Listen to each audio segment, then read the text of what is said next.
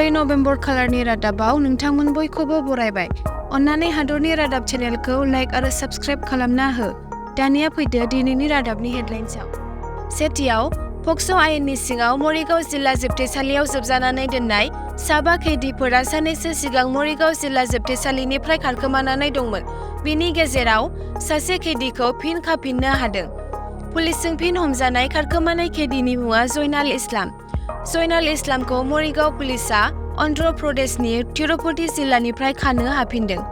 जयनाल इस्लामआ सनितपुर जिल्लानि थागिरि।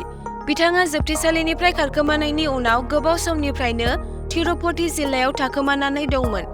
सानै गुबुन खैदिफोरा दासिमबो खारखोमानानै दं। बेराफारसेथिं अब्दुल रशिद मुंनि सासे खैदिया साननैसो सिगां रुंसारि जायो।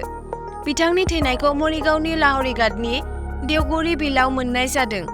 नैथियाव, BSFआ सनिबारखालि त्रिपुरानि सिपाहीजाला जिल्लानि कमलासागर BOPआव बांलादेशनिफ्राय भारतारि ओनसोलाव हाबनो नाजानायाव 4 बांलादेशिफोरखौ हमनो हादों।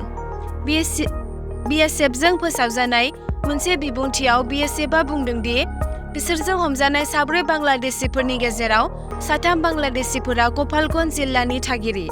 हमजानायाव सासे दालालबो दंफायोमोन। बे दालाला बांलादेशनि कासबारनि थागिरि। गुबुन मोनसे हाबाफारियाव BSFआ उनाक'ति जिल्लानि सिङाव BOP फसंदों। सासे बांलादेशी नोगोरारिखौ समरुपपारायाव भारतारि ओनसोलाव हाबफैनो नाजानायाव हमनाय जादों। हमजानाय बांलादेशी नोगोरारिया नेत्रक'ना जिल्लानि थागिरि। बेनि अनगायै BSFआ त्रिपुरायाव बांलादेश सिमायाव गावसोरनि सांग्रांथिखौ गोख्रों खालामनो थाखाय भारत-बांलादेश सिमायाव गुबुन गुबुन सिखाव फालांगि खालामनो नाजानायफोरखौ फेलें खालामनो हादों। बिथांमोनहा 12 सिखावै लाबोनाय मोसौफोरबो बोखांनो हादों आरो 3 लाख रांनि 900 किल'ग्राम सिनि आरो गुबुन बेसादफोरखौबो जब्द खालामदों। थामथियाव, मोनसे गिख्रंथाव लामानि जाब्रबथाय। जाब्रबथायाव सा 20 दावबायारिफोरा जिउ गोमायो। गोबां दावबायारिफोरा दासिमबो गोमानानै दं आरो गोबां जोखोम जानाय दावबायारिफोरखौ देहा फाहामसालियाव थिसननाय जादों। बे गिख्रंथाव लामानि जाब्रबथाया उत्तराखन्डनि आलमरायाव जादों। किनाडनिफ्राय रामनगरसिम थांनाय गंसे दावबायारि बासआ कन्ट्रल खोमानानै हाखराव गोग्लैहैयो। गोग्लैनाय बासनिफ्राय सा 36 दावबायारिफोरनि गोथै सह'खौ बोखांनो हानाय जाबाय।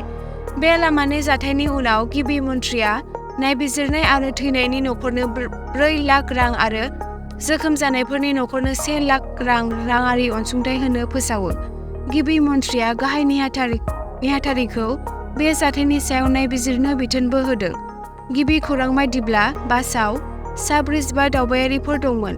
बेनि गेजेराव सा 32 सुबुंनि गोथै सह'खौ बोखांनो हानाय जादों आरो जोखोम जानाय दावबायारिफोरखौ देहा फाहामसालियाव थिसननाय जादों। ब्रैथियाव, छत्तीसगढ़आव माओवादिफोरा सुकमा जिल्लानि जगरगुन्डानि सप्तायारि हाथायाव बिबानाव थानाय 2 जवानखौ गाग्लोबो आरो बिसोरनि हाथियारफोरखौ लुथिना लाङो। खौरांनि बादिब्ला नक्सलिफोरा रबिबारनि फुङाव जगरगुन्डा सप्तायारि बाजाराव बिबानाव थानाय रौनियाफोरखौ गाग्लोबो। गाग्लोबनायनि उनाव हाथायाव गुलाय-गुजाय जायो। पुलिसआ ओनसोलखौ बेंखनदोंमोन आरो दायनिगिरिफोरखौ हमनो थाखाय नागिरनाय हाबाफारि जागायदोंमोन।